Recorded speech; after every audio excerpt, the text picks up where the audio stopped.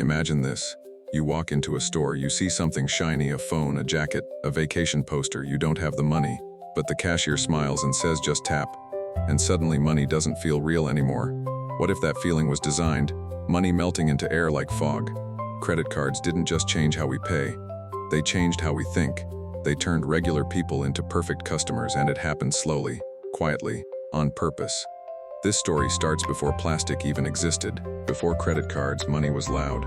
Coins clinked, bills folded, your wallet got thinner. A balloon shrinking every time cash is spent. Spending hurt a little, you felt it. If you didn't have the money, you didn't buy the thing. Simple. Then stores had a problem. They wanted people to buy more faster, without stopping to think. So banks asked a dangerous question. What if spending didn't hurt? In the 1950s, something new appeared. A small card, paper at first, it said buy now, pay later. People loved it. No counting, no waiting, no embarrassment. A bridge appearing over a gap labeled no money. Banks realized something important. They weren't selling money. They were selling comfort, but comfort has a hidden price. Psychologists noticed something strange.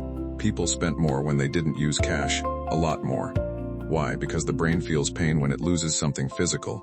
Brain flinching when a coin is pulled away. Credit cards remove that pain. No sound, no wait, just a swipe. Your brain stays happy even when your bank account shouldn't, and banks leaned into this hard. Credit cards didn't just change payment, they changed behavior. Banks studied people carefully.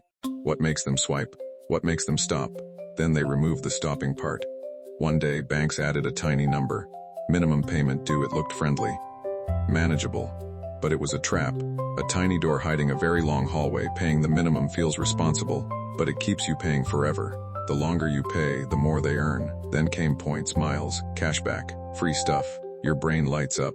A dog chasing treats while running on a wheel. You spend to earn rewards. But you spend more than the rewards are worth. Banks already did the math. They always do. But there was something even more powerful. Early credit cards required signatures. Slow, awkward. So banks removed that too. Swipe, tap.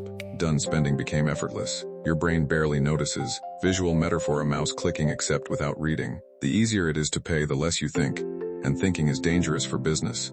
Then banks introduced a score, a number that follows you. It decides your apartment, your car, your job, your future. To raise it, you must borrow. And keep borrowing. Visual metaphor, a ladder that only goes up if you keep stepping on debt. Debt became responsible. Not having debt, that started to look suspicious. Now people weren't just customers, they were locked in. Here's the twist. Banks don't want you broke, and they don't want you debt-free. They want you right in the middle. Enough debt to pay interest. Enough hope to keep trying. A hamster wheel powered by interest. If you fall behind, they punish you. If you escape, they stop earning. Perfect customers stay stuck, and most people never notice. Credit cards learned your feelings. Sad, swipe. Celebrating, swipe. Bored, swipe. Shopping became emotional regulation. Band-aid placed over a leaking pipe. The relief is instant, the problem grows. This wasn't accidental. Parents taught kids, build credit early. Schools stayed quiet, ads stayed loud. Debt became normal, expected, invisible. You're not failing. The system is working exactly as planned. Fish swimming in water labeled normal. But awareness changes everything. Credit cards aren't evil. They are tools. But they are tools designed by people who profit when you forget how they work. The moment you see the game, you play it differently. You pause, you question, you choose. Someone stepping off a moving walkway. You don't need to quit credit cards. You just need to stop letting them think for you. Next time you tap your card, pause. Ask, would I feel different if this were cash?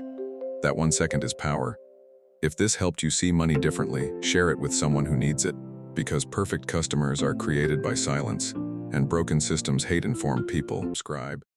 See you in the next one.